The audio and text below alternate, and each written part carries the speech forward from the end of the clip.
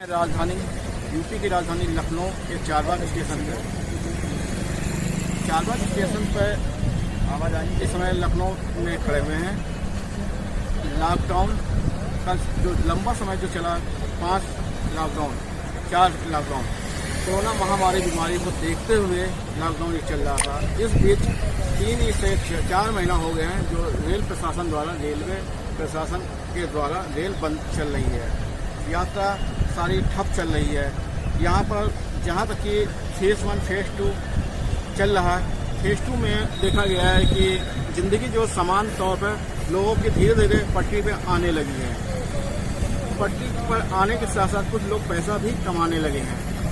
आज उसी कड़ी में हम आ रहे हैं कि कुछ ऐसे भी लोग हैं जो आज भी पटरी पे उनकी ज़िंदगी नहीं चल रही, ज़िंदगी रुकी सी नज़र आ रही है। एक एक पैसे के लिए मोहताज हो गए लॉकडाउन के पीरियड में। रेलवे प्रशासन के द्वारा जो वहाँ पर रेल में जो यात्रियों के सामान ढोते थे कुली लोग, मैं आज उन्हीं कुली के संगठन से मैं बात करता हूँ कि आखिर उनकी क्या समस्या है। और मैं कुली संघ का अध्यक्ष हूँ और आपके चैनल के माध्यम से मैं सरकार को ये बताना चाहता हूँ कि जिस तरीके से हमारा आंदोलन रहा, संघर्ष रहा, कि लॉकडाउन शुरू होते ही मैंने बाई रजिस्ट्री भारत सरकार के तमाम रेल मंत्री जी, प्रधानमंत्री जी, राष्ट्रपति, उपराष्ट्रपति, इन्हीं जितने भी हैं जिम्मेदार पर्सन, उन तमाम सारे लोगों को हमने रजिस्ट्री के माध्यम से ये बताया है कि देश में जो 9,500 स्टेशन है, रेलवे के 9,500 स्टेशनों पर 19,762 कुली हमारे काम कर रहे हैं। अगर रेलवे ट्रैक पर पूरी तरीके से रनिंग में नहीं आई तो ये भूखे मर जाएंगे।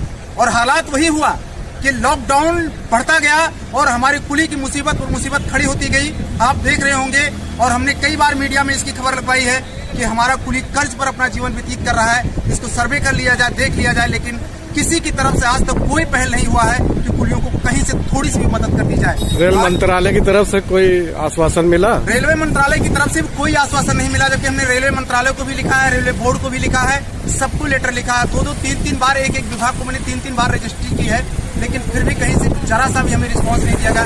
हमने मांग किया था कि हमारी आर्थिक मदद के तौर पर कुछ तो पैकेज निर्धारित कर दिया जाए ताकि हमारे परिवार का खर्चा चल सके।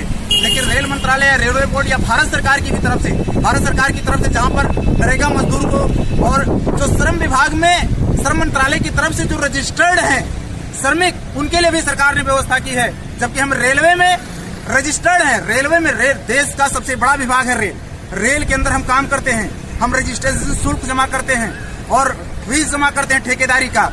हमें तो पहले प्रोफेंस मिलना चाहिए था, लेकिन हमारा इग्नोर किया गया है, जबकि हम भारत सरकार के अंडर आते हैं और हमारा एक नेटवर्क है, हमारा एक विभाग है। उसके बाद भी सरकार ने हम पर जरा सा भी ध्यान नहीं दिया। रेलवे के तमाम सारे लोगों का ध्यान रखते हुए हमारे लोगों को, कुलियों का कुछ भी ध्यान नहीं दिया गया। इसके लिए मैं बार बार अपील कर रहा हूँ आपके चैनल के माध्यम से कि सरकार हमारी व्यवस्था करे। पता चला है कि रेलवे प्राइवेट होने वाला है, इस पर क्या आपके काम धंधे पर असर पड़ेगा?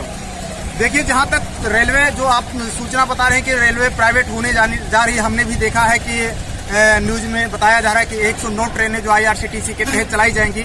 अगर सरकार ने IRCTC के तहत अगर रेल को किया है, जैसा मेरा मानना है, अगर भारत सरकार के इतिहास को देखा जाए तो जिस तरीके से ईस्ट इंडिया कंपनी देश में हमारे 2 शहरों पर आकर के कब्जा किया था, बॉम्बे और कलकत्ता में, और वहीं से उन्होंने अपना बिजनेस चालू किया और आज 2001 में IRCTC रेलवे के अंदर आई और आज उसका इतना बड़ा नेटवर्क हो गया कि स्वयं की गाड़ियां वो चलाना शुरू कर दिया है।